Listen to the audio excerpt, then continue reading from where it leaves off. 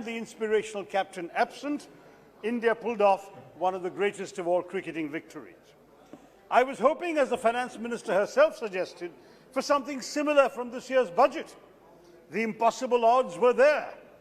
The economy had been laid low ever since demonetisation, and then shattered by the pandemic and the resultant lockdown.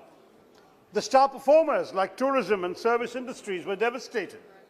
The backbone of the economy, agriculture and MSMEs, are both in crisis. But alas, there was no stirring fight back in the Finance Minister's speech, no come-from-behind victory for our economy. Instead of the focused leadership we all expected from the government, it became clear, listening to the Finance Minister, that here, alas, inspirational captaincy is wholly absent. Instead, we have had the usual combination of high rhetoric, grand ambition, exaggerated numbers, and unrealistic targets, all diluted with underwhelming allocations to crucial sectors. Our Finance Minister neither played with a defensive bat nor hit the ball out of the park. Instead, alas, it seems she was comprehensively stumped, or maybe she had just run out of ideas. Instead of the Brisbane heroics, we just got a Chennai collapse. Through the course of the Honourable Finance Minister's address, we heard a lot of memorable quotes, notably from Tharoor. But as the great Gurudev himself said, you cannot cross the sea merely by staring at the water. It is perhaps a more apt way to describe this government's tepid budget. Rather than help us cross the sea of challenges we currently face, the reality, sadly, is that this budget abdicates the government's responsibilities to the weakest in our society, the segments of our economy that are in tatters, and the Aam Aadmi who have reposed their faith in this government have been let down totally in the last 7 years. I could spend hours explaining why this is so, but given the limited time available to my party, let me stick to a few examples, and I'll pick 4 today where the budget has betrayed the most fundamental expectations from the nation: health, fiscal stimulus, defence and agriculture. First, health. Given the unexpected challenges we have collectively faced since last year, which has destroyed both lives and livelihoods, the people of our country expected revolutionary allocations for healthcare.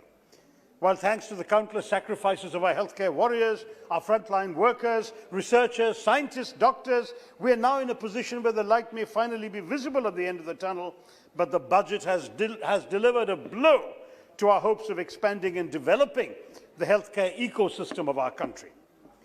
Sadly, the government, in its peculiar wisdom, has chosen the path of deception rather than mature governance.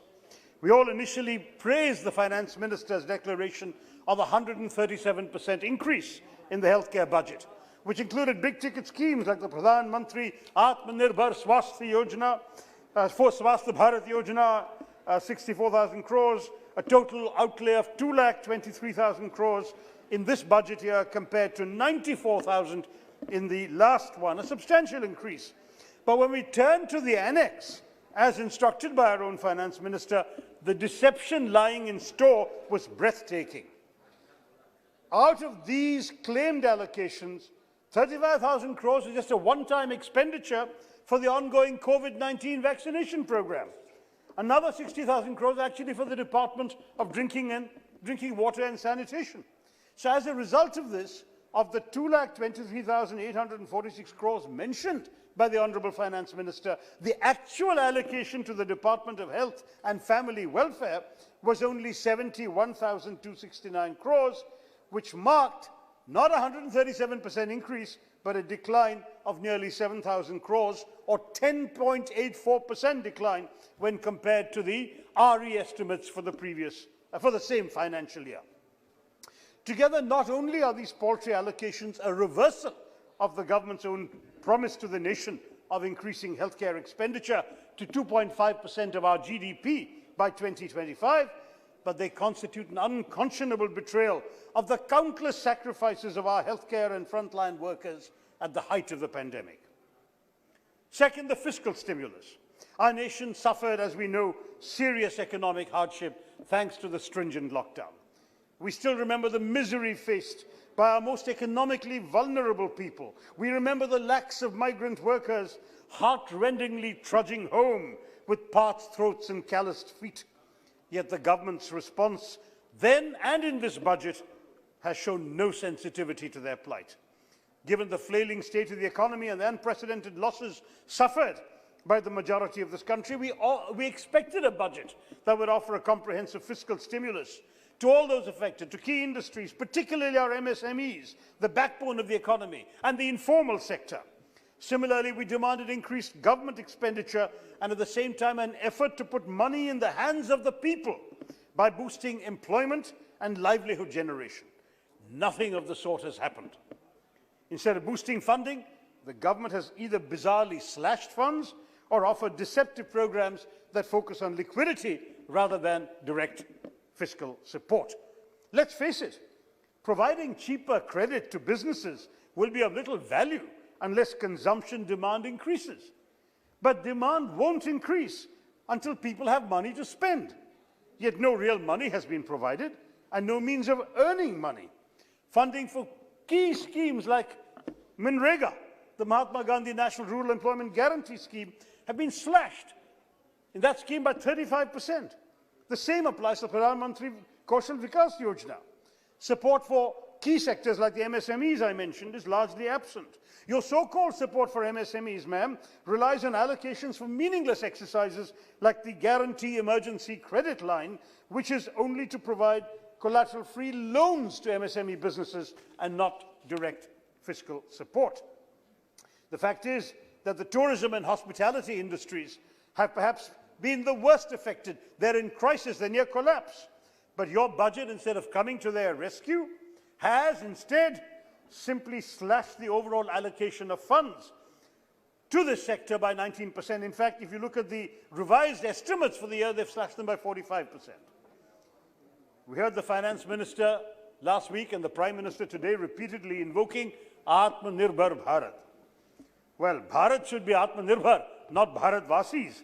Your Atmanirbharta should not mean that you're telling your own citizens, you're on your own, be self-reliant, the government will do nothing for you. That is not the kind of Atmanirbharta this country needs. Third, defense. The deceptive announcements in healthcare were complemented by a complete inability of this government to walk the talk in matters of national security and defense, especially given the unexpected clashes with China over the course of last year, that no doubt caught our own government by surprise, perhaps given how very much they had hyped the PM's purported rapport with his Chinese counterpart. Instead, we have a government minister helping the Chinese make the case that they are more sinned against than sinning, part of the government's efforts to underplay the crisis after the Prime Minister claimed no territory had been lost. This government has a duty to ensure that our armed forces are safe and well supported and that they have all the tools and resources they need to keep aggressors at bay, not to pretend that there is no problem when we know there is. I'm shocked that the Honourable Finance Minister did not even mention the word defence in her speech. We really expected from this government an effort to support our long-pending modernisation and acquisition programmes. But despite all the chest-thumping and sloganeering about the supposed 18.5% increase in capital outlays, the numbers show us clearly that in matters of national security, the government's talk of nationalism is hollow. It's full of sound and fury, signifying nothing. The capital outlay allocation, rupees 1.35 lakh crores, is only 0.4% higher than the 2020-21 revised estimates of 1.34 crores. Just the previous year, before Galwan, the Defence Committee of this Parliament had recommended a 35% increase. Where is 35% and where is 0.4%? Despite all the deafening proclamations by its members, this government, even in the face of such grave threats as we're facing now, has kept the proportion of capital expenditure to the overall defence budget at 25%, far smaller compared to the UPA era, because our government consistently had it at 30 to 32%. It's a matter of shame for all members of this House, that we have a government that has repeatedly proven incapable of offering any considerable financial support to our armed forces at a time when the threat of a two-front war has grown dramatically. To use one of their favorite words, this is truly anti-national. Fourth example, Mr. Chairman, agriculture. In these last few months, with rising agricultural distress, compounded by the undemocratic passage of 3 farm bills with widespread adverse ramifications for the agrarian economy, we have witnessed nationwide protests by farmer groups whose very survival is at stake. Even as the government in their obduracy failed to engage constructively with the farmers, one hoped that at least the budget would take cognizance of their distress and offer tangible measures to address and alleviate their current plight. No such luck here in this budget. Shastri ji gave us the slogan, Jai Jawan, Jai Kisan. Modi ji's contribution to this budget is Na Jawan, Na Kisan. Now, we must recognize that the current nationwide protests led by peaceful farmers who've been unconscionably sidelined by the undemocratic farm bills reflects only the tipping point. But the rot in the sector has been prevalent for a long time thanks to this government's myopic approach, which continues in the current budget. The overall budget of the department saw a minuscule increase of 5% from last year's revised estimates, but was 8% below the budget allocated last year. Similarly, despite the government's assurances, the budget does little to assuage the fear of the farmers regarding MSP. The two schemes that ensure MSP, Market Intervention Scheme and Price Support Scheme, and Pradhan Mantri Annadata Aay Sanrakshan Yojana, have witnessed consecutive reductions in the last 2 years, leading to a 20 to 25% cut in this year's budget. I heard the Prime Minister mention MSP. I didn't hear him mention a quarter of the budget for it has been cut. Much was made by this government about the flagship PM Kisan scheme just before the elections, as you may remember. But despite being one of the major direct cash transfer schemes and therefore in direct need of a rise in allocation, the scheme has witnessed a 10,000 crore rupee drop of 13%, in other words, in its allocation. The disbursal amount of 6,000 crores under 6,000 rupees per farmer under PM Kisan has not been enhanced either, nor has the scheme been extended to tenant farmers, sharecroppers, women farmers, Adivasi farmers, who've all been excluded from this benefit from the start. Instead, no, it's true. Instead, 2,326 crores was transferred to 40 lakh ineligible beneficiaries. This is from the government's own figures. Even the previous head of Aadhaar said that he received the PM Kisan payment for which he was not entitled. So Sudboots are receiving the government's money, but what are the farmers getting? Even worse is the plight of the fishermen. In my own constituency, Mr. Chairman, I've seen them devastated by Cyclone Oki, the floods of 2018 and 2019, and now the pandemic. But this budget has not only denied them any relief, let alone a special relief package. There is nothing in the budget in terms of fiscal support, diesel subsidies, lower GST, nothing. Fish nets and fishing equipment, even they have to buy at the price they paid before the pandemic and before all these calamities. You've given relief to tea garden workers in Assam and Bengal, where you believe the ruling party has a chance. But you've ignored thousands of tea workers in Tamil Nadu and Kerala. And I think we can understand why, but is this fair? Frankly, sir, we are looking at a very sad situation. उच्च वर्ग के गिने चुने कुछ व्यापारी को फायदा है, मुल्क चलाने को बतलाओ, ये भी कोई कायदा है? Anyway, at a time of unprecedented civil, political, economic distress in our country, this government had a great chance to show us that it was willing to bring this country back together. That was precisely what we expected from the union budget, a platform through which this government could actually display a bold vision for reviving the economy and offering much-needed relief to our citizens who have had to face one of the most challenging periods in contemporary history. Instead, our citizens have been left thoroughly disappointed by the government's repeated mediocrity in matters of policy making. This tepid budget ignored the middle class in their hour of need. You have given them extortionate tax increases and fuel prices. Since 2014, the excise duty on petrol has gone up by 348%. On diesel, the excise duty has gone up by 894%. Soon, banks will have to provide not just car loans, but fuel loans, Mr. Chairman, so you can buy fuel for the cars, thanks to the taxes that this government has put up. The truth is, there's been no relief in tax rates for the middle class either. पूंजीपतियों को subsidy मिली, अमीरों को rebate, middle class वालों TV देखो, तुमको मिली है debate. And as for the poor, Mr. Chairman, as for the young, the aspirational, the betrayal is total. I can tell you, I mentioned Manrega earlier, at a time when record numbers of people are seeking work under the scheme, where there's been a 66% increase in work requests under Manrega in December and January, you have slashed on the 1st of February its allocation by 35%. When unemployment levels in the country are at the worst levels ever recorded, how could you do this? How could you do this, Madam Finance Minister, when our young people are looking desperately for work?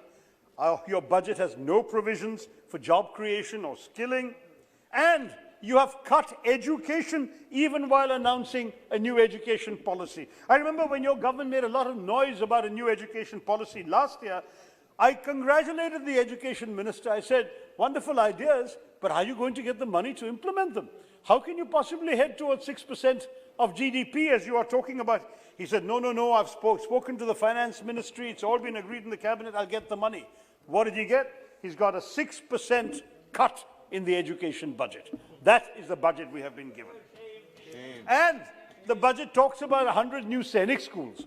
I must say, existing Sainik schools, I have one in my constituency, the fabled historic Karakotam Sainik School, they are not receiving money from the government. They are in such desperate shape because they've exceeded the capacity of their parents to pay for these schools to run them, and they have been saying, I'm on the governing board of the Sainik School Karakotam, that they may have to close down unless more money is coming. So they are unable to finance the existing Sainik schools, and they're talking about building 100 new ones. What kind of hypocrisy is this, Mr. Chairman? Really? I have to say that this government has a record of coming up with flashy slogans and acronyms. First they came up with Achhe Din, Sabka Saath, Sabka Vikas. But any day, any dreams Indians may have for better days or better governance, frankly, have been cremated on the altar of the disastrous decision to demonetize 86% of our currency on the whims of our Prime Minister. To quickly address the economic catastrophe that followed and the rampant feeling of disappointment, they then came up with a slogan of New India, but it was abundantly clear that this was not a new India for all Indians. Instead, the road to this new India seems to be littered with the wreckage of all that was good and noble about the old India. Kahan to तय था उजाला हर घर के लिए, कहाँ चिराग मयसर नहीं शहर के लिए. So instead of using the faith that this country placed in the government to deliver effective governance and competent policy making, this government has not only consigned our migrant workers to misery, it has erected spikes and barriers on the path of our annadatas. It has failed them, it has failed us all, it has failed India. मैं आपको कह रहा हूं, भारत की जनता आपसे कहेगी, हजारों ख्वाहिशें ऐसी कि हर ख्वाहिश से दम निकले. बहुत किया एतबार मोदी जी, अब तुम्हारी गली से हम निकले. जय हिंद, मिस्टर चेयरमैन. श्रीमती मीनाक्षी लेखी जी. बहुत बहुत धन्यवाद सभापति महोदय. और मैं इससे पहले कि अपनी बात कहूँ, एक शेर से शुरुआत करना चाहती हूँ. जिसके किरदार पे शर्मिंदा है शैतान, जिसके किरदार पर शर्मिंदा है शैतान, वो भी आज हमको नसीहत देने के लिए आए हैं. अध्यक्ष जी, जिनके समय में